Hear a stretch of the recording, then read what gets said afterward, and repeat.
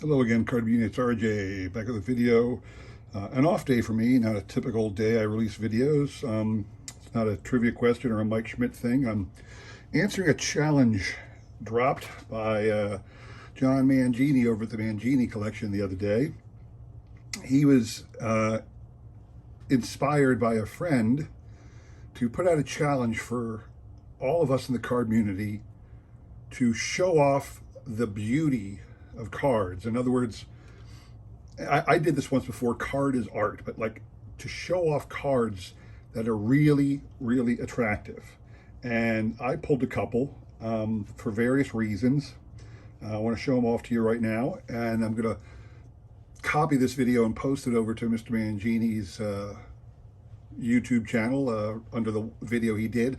I'll include a link to that video, so if you want to pick up the mantle and continue on, I greatly appreciate that. I think this would be fun, a fun thing for everybody to do. I'm just going to show you, I use the word 10, but it's more than 10 cards, but it's 10 ideas, 10 thoughts that went through my head about what makes a good card. So I'm going to start with this one here today. This is a turkey red insert card from 2020. This is Derek Jeter.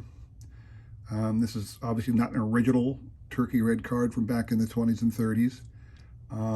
This is my homage to all of the cards that came out in the tobacco card era. The T206s, the T205s, your Cracker Jacks, all of those great cards, the Gaudis, all those great pre-war cards that were so incredibly done with great artwork. I think this particular Jeter card is one of the best looking turkey reds that were released that year. It's got this, kind of an homage to the turkey red design in the back here. But I really love this card. And I think it's a good example of a beautiful card. And again, it's an homage to all of the pre-war era cards that are so beautiful. I don't happen to have any. If you want to, you can check out Mr. Mangini's collection because he has lots of them and he's happy to show them off to you. So that's my homage to that. Then you get into the Topps era. The iconic card from Topps is the 52 Mantle, but I prefer actually the 51 Bowman, his true rookie card. I think this is a much better card. You can see here, this is not an original. This is that 1996 reprint. I don't have a 51 Bowman Mantle, but this is what the card looked like. I think, the Bowmans of those early Bowmans, those early Topps years, they were really nice looking art cards again. And just beautiful cards to look at to this day. If you can get actually a period piece and hold the real one, I highly recommend it because they're gorgeous cards. So I think those are magnificent examples of cards. And as you get a little further up, Topps started using real photos. And it's interesting, most of the baseball cards looked okay. It's hard to find one that's really good looking, I thought. This one, though, takes the cake for me. This is the 69 Johnny Bench card. This is his second year card. First one where he was by himself. This obviously is the 70 years of Topps insert from this year. It's got the gold cup on it. It's an exact replica of what his card was that year, except for the 70 logo.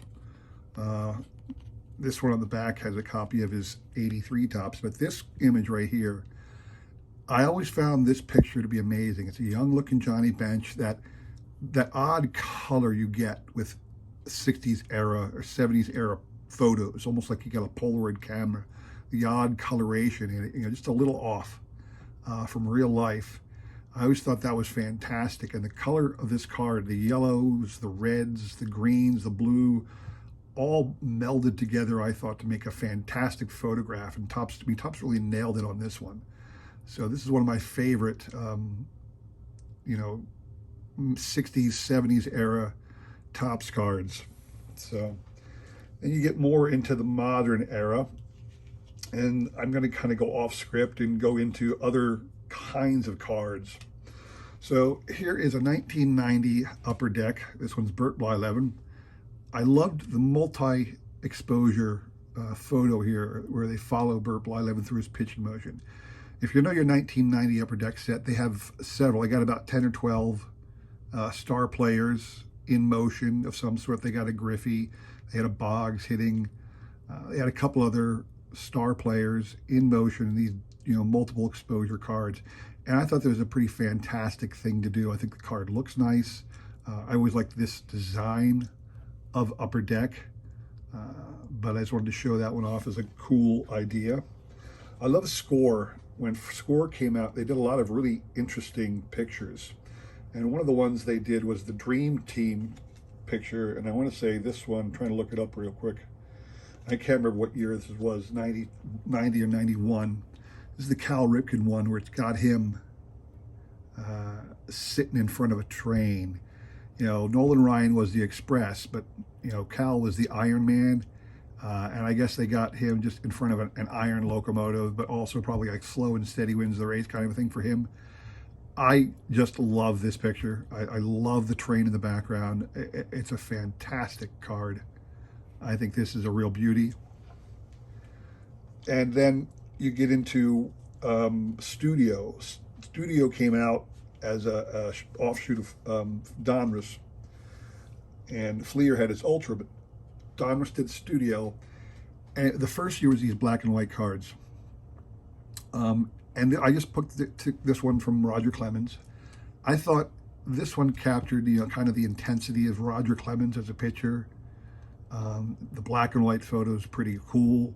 A lot of the images in the Studio were kind of goofy, kind of lame, just random pictures like you would have taken at your house.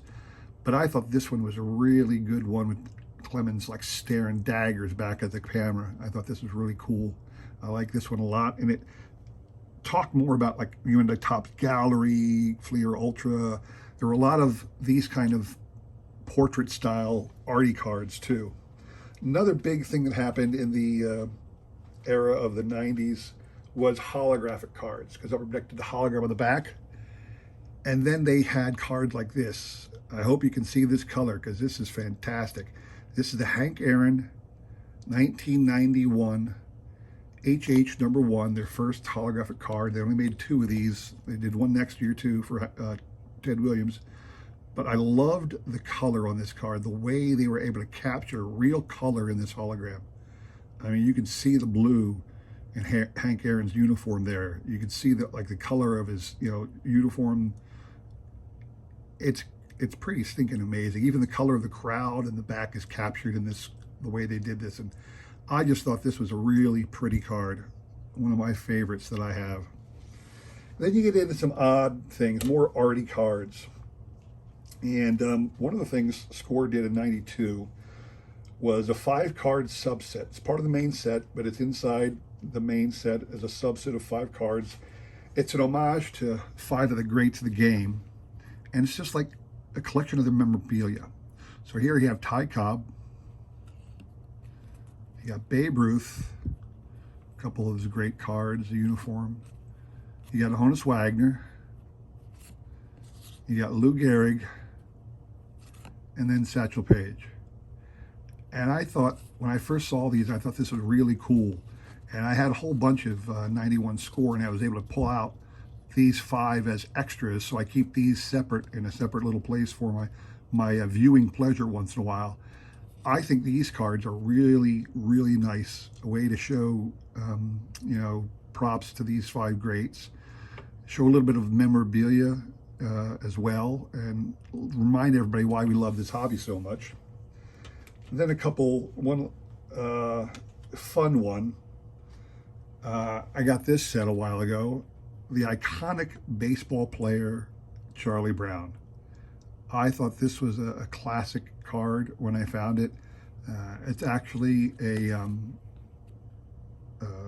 mail-in kind of a thing, or random insert from Ziploc bags at one time, and it had 9 different players, 9 different peanuts, but obviously Charlie Brown is such a part of baseball. If you know your Charlie Brown, your Peanuts comic strips, him and baseball were intertwined, and I think this is a great card showing a little bit of Americana and baseball together.